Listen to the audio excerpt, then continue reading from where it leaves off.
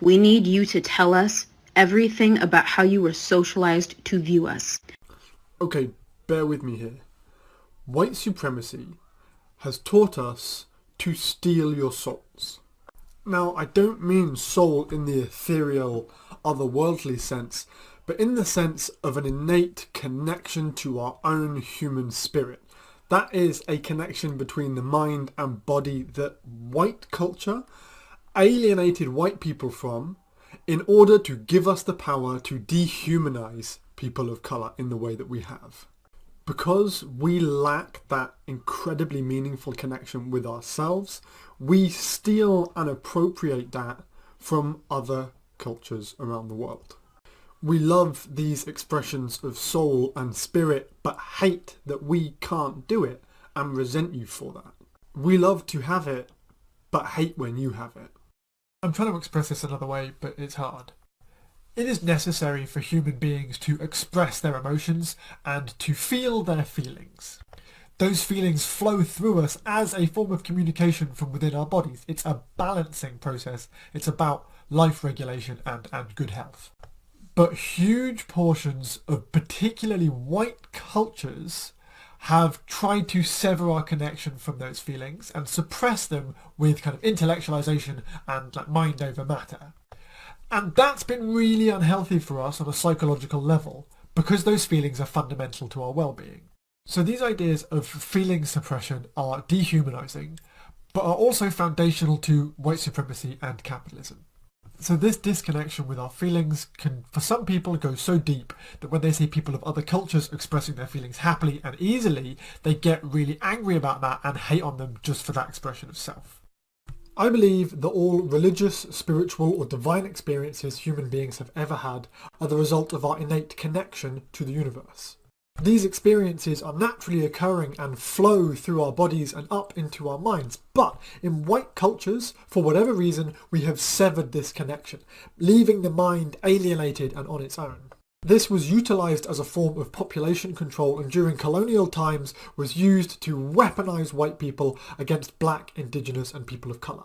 This disconnect is a form of self-inflicted generational trauma that we continue to perpetuate in the way that we raise our children. Broadly, white people have yet to regain this connection. So when they see these free, open and loving expressions of self in people of other cultures, they do not understand how that is even possible. This is reinforced by internalised racist ideas from our white supremacist environment, which leads to nothing but hate. I need a white parent to stitch this and explain to me why. They are firing their son because their relationship to him is damaging their social standing, distancing themselves from bad press, if you will. White culture, white societies are anti-human.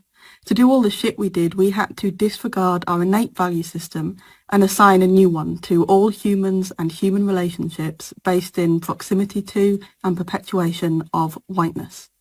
This means we don't view children as just personal property, but as a marketable product. An investment that is supposed to pay off in bringing social esteem or security later in life. An empty extension of the self to fill with standardized skill whose achievements you then take credit for throughout their life. But they never intend to be accountable for their own and therefore their representatives' failures. The only value they can extract is through his public dismissal. Okay, let's break this down because the position you are coming from is prevalent but problematic. There are a few definitions we can change to actually make sense of this situation. Firstly, Ibram X. Kendi uses racist ideas rather than a racist person, and this is really important. Saying someone is racist is all-encompassing, but saying someone holds racist ideas is necessarily nuanced. As white people living in a systemically racist environment, we cannot help but internalise ideas. This means that we are subconsciously collecting racist ideas from our environment, and we are not consciously aware that we're doing this. It is critical to accept that the conscious mind does not know everything about what is happening within our minds, because it is only the tip of the iceberg, and the vast majority of our thinking happens non-consciously, and this is highly vulnerable to biases that have been internalized on a non-conscious level. Separate yourself from your thoughts. You don't need to be explicitly taught to hate when the entire system within which we reside is built on hate and the exploitation of others. The human mind learns far more from environmental factors than it does from explicit instructions, and we are not consciously aware of this. This happens without us actually needing to do anything. This is why the human mind is so brilliant and has been able to achieve so much. This, however, is also a massive problem when the environment you are in is toxic as f***. We need to learn to listen to the voices of the BIPOC community because they have been telling us this all along. But we are not listening because we think that our conscious mind is in control and we are fully aware of every aspect of our mental states, and that's just not true. So, listen. And if people are saying something that seems really weird, figure out why you might not be fully aware of what's happening within yourself. White culture, if you could even call it culture, is based in... It was a narrative created by colonizers, like my Portuguese ancestors, in order to justify what they were doing to other people on the continent of Africa and even here in North America. And the narrative was that we white people were better than all other races. And they did so through Christianity. They took the Bible and different scripture verses, twisted it around in order to fit the narrative of colonialism and white supremacy, and also the patriarchy. And the patriarchy is white man in power. White supremacy is white man in power. Colonialism is white man in power. And Christianity, for the most part nowadays, is white man in power. There are historical references and proof where the Catholic Church actually said to enslave an African was to save their soul. The kidnapped and enslaved Africans that were here in North America were preached different scripture verses than were actually in the Bible. And that's why they weren't allowed to read. Because if they could read, then they could see that these scripture verses were incorrect and they couldn't be controlled anymore by this white God. And white people, we didn't identify as white until colonialism. We identified as Portuguese, or Latvian, or German, or Italian, or French. But then colonialism came around, and then all of a sudden we became white and we were superior because we were the chosen race by God, and the scripture verses proved it. And we had to go into other people's lands and preach the gospel when really it was all a ruse. It was all an excuse to go in and pillage the land and the people and the cultures. So when I say that white culture is based in race, it's based in race. Christianity was the Trojan horse of white supremacy and colonialism. And Western Christianity, as we know today, is still based within superiority.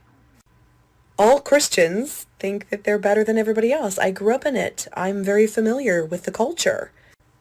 And it's part of the problem. There's a reason why most of Trump's supporters are Christians. It's because they don't even realize that the conditioning of colonialism and Christianity and the patriarchy is so deeply embedded within them and their identity that they don't even see the truth.